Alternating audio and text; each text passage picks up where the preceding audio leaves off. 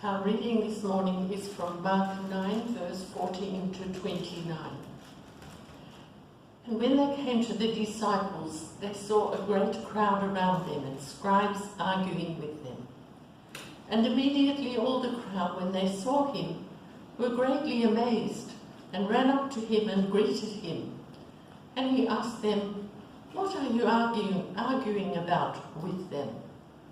And someone from the crowd answered him, "Teacher, I brought my son to you, for he has a spirit that makes him mute.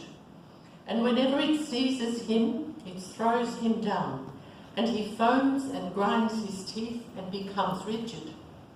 So I asked your disciples to cast it out, and they were not able."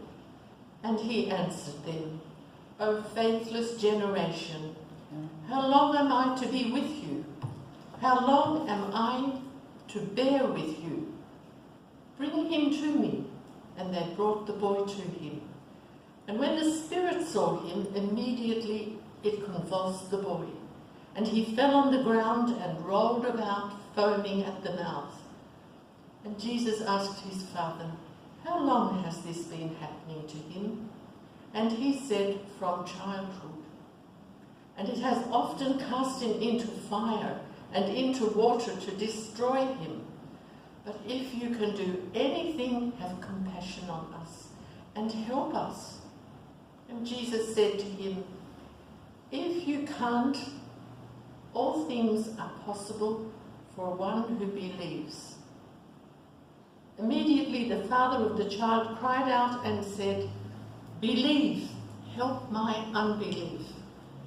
And when Jesus saw that a crowd came running together, he rebuked the unclean spirit, saying to it, "You mute and deaf spirit, I command you, come out of him and never enter him again."